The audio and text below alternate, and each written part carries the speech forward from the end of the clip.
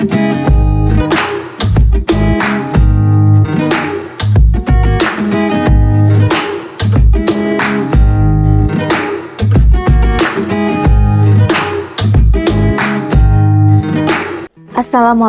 warahmatullahi wabarakatuh. Hari ini saya mau bahas mengenai materi memahami kedudukan dan fungsi Pancasila. Kita tulis dulu ya di sini, materinya adalah. Nah, materi ini bisa kalian dapati di kelas 8 ya, ini terdapat di dalam bab pertama. Sebelum kita mulai, kalian harus sediakan buku dan pena. Kertas juga boleh ya, buku dan pena. Jadi saat saya menjelaskan, kalian bisa sekaligus mencatat materi yang sedang saya jelaskan ini gitu. Jadi informasi yang saya jelaskan pada video ini itu tidak terbuang sia-sia atau tidak percuma saya jelaskan ya. Sebelum kita mulai, jangan lupa berdoa menurut agama dan kepercayaannya masing-masing. Setelah itu, udah diambil kan buku dan penanya? Ayo kita mulai. Nah, di dalam materi bab pertama ini itu terdiri dari beberapa submateri. Nah, hari ini kita akan bahas materi mengenai arti, kedudukan, dan fungsi Pancasila. Kita tulis di sini dulu ya. Nah, sebelum kita mulai, kita harus mereview dulu pengetahuan-pengetahuan kita yang ada di kelas 7 dulu ya. Nah, yang mana pada kelas 7 dulu kita pernah membahas bahwa pada tanggal 18 Agustus itu para pendiri negara menyepakati dasar negara kita adalah Pancasila.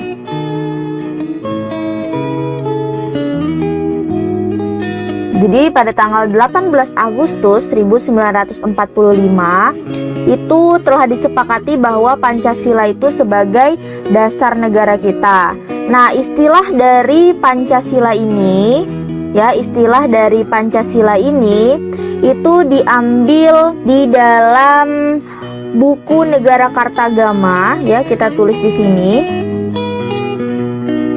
Ini karangan dari Empu Prapanca ya. Buku Negara Kartagama ini karangan dari Empu Prapanca. Nah, setelah itu, selain di buku Negara Kartagama ini juga, istilah Pancasila ini juga terdapat di dalam kitab Sutasoma ya. Di dalam kitab Sutasoma. Nah, kitab Sutasoma ini adalah karangan dari Empu Tantular. Ya, jadi kalian jangan tertukar kalau buku Negara Kartagama ini adalah karangan dari Empu Prapanca dan kalau kitab Sutasoma ini karangan dari Empu Tantular, seperti itu. Selanjutnya juga kita harus tahu nih, kita review dulu ya sebelum kita masuk ke materi lebih lanjut, bahwa Pancasila ini gabungan ataupun arti dari Pancasila ini adalah yang terdiri dari panca dan sila. Panca itu artinya adalah 5 dan sila itu artinya adalah sendi atau asas. Ya, sehingga Pancasila ini artinya adalah batu sendi yang 5 atau bisa disebut juga sebagai pelaksanaan kesusilaan yang 5. Nah, dulu juga di kelas 7 kita pernah bahas bahwa istilah dari Pancasila ini dikenalkan pertama kali oleh Insinyur Soekarno. Nah, Insinyur Soekarno ini dulu dia mengemukakan dasar negaranya pada tanggal berapa? Ayo, pada tanggal 1 Juni 1945.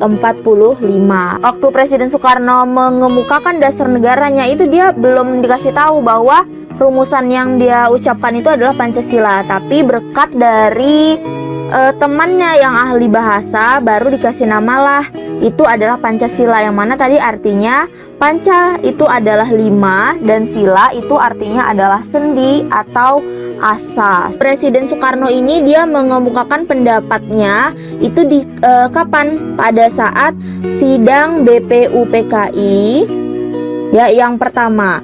Jadi sidang BPUPKI yang pertama itu adalah pada tanggal 29 Mei sampai dengan 1 Juni. Nah, pada tanggal 1 Juni inilah Presiden Soekarno mengemukakan dasar negaranya. Menurut Insinyur Soekarno ini, Pancasila itu adalah jiwa dari bangsa Indonesia.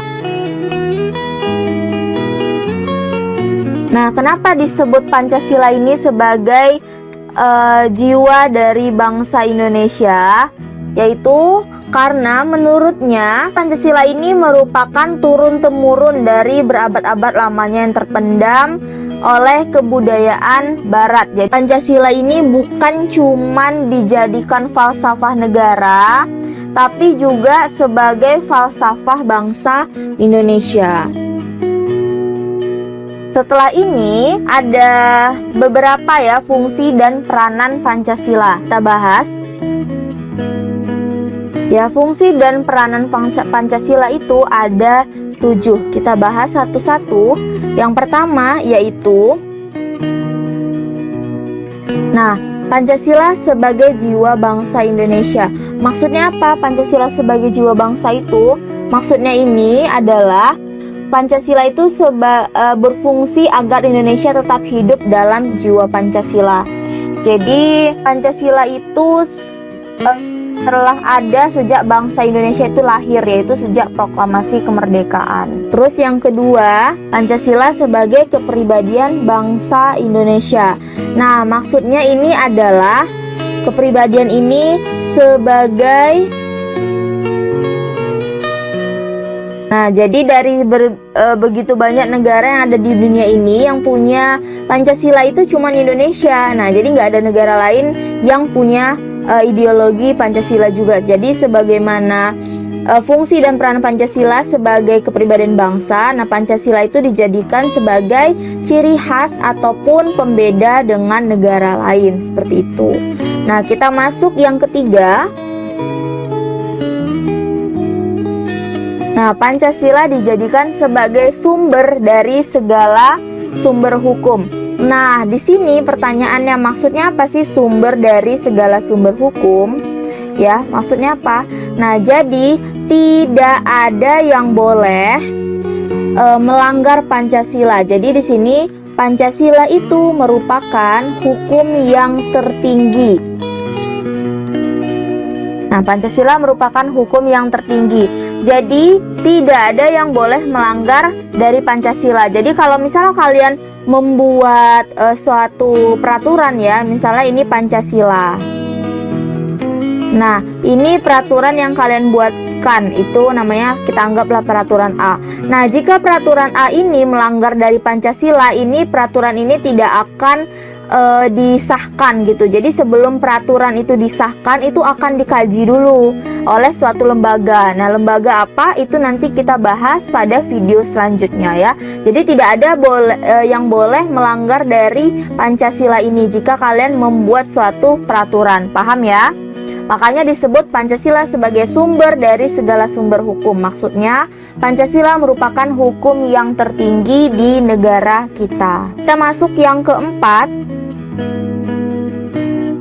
Nah, yang keempat adalah Pancasila sebagai perjanjian luhur.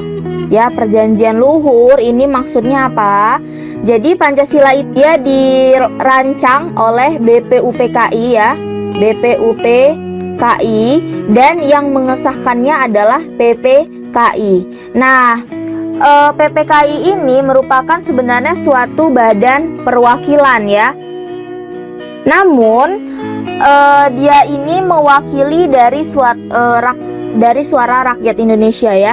Jadi PPKI ini dia beranggotakan, isi anggotanya ini adalah warga negara Indonesia semua. Jadi yang mengesahkan Pancasila itu adalah merupakan perwakilan dari suara rakyat Indonesia, sehingga disebut Pancasila sebagai perjanjian luhur, seperti itu. Kita lanjut yang kelima. Pancasila sebagai cita-cita dan tujuan bangsa Indonesia. Nah, ini maksudnya apa? Cita-cita kita dan tujuan bangsa kita adalah untuk menciptakan masyarakat yang adil dan makmur. Jadi Pancasila ini bertujuan untuk menggapai cita-cita dan tujuan bangsa Indonesia.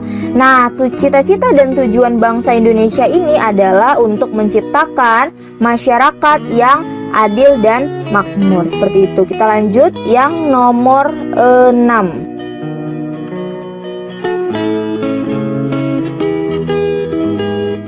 Nah, yang keenam itu Pancasila sebagai satu-satunya asas dalam kehidupan berbangsa dan bernegara.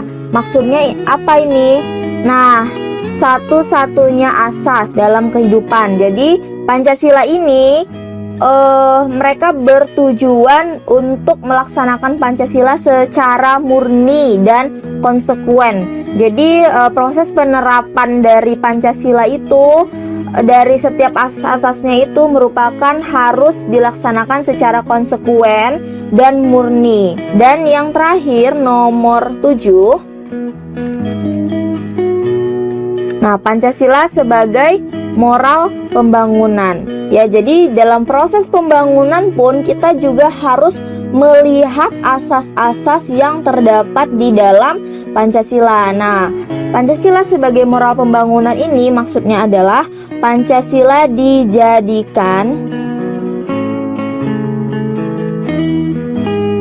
sebagai moral pembangunan, yaitu Pancasila dijadikan acuan atau tujuan atau tolak ukur dalam proses pembangunan. Jadi proses pembangunan itu harus adil di antara di desa, di kota, di pertengahan ataupun di daerah perbatasan. Itu pembangunan harus adil, sehingga dalam proses pembangunan juga kita harus membawa prinsip Pancasila itu gitu. Jadi Pancasila dijadikan sebagai moral pembangunan. Nah, sekian materi yang dapat saya sampaikan.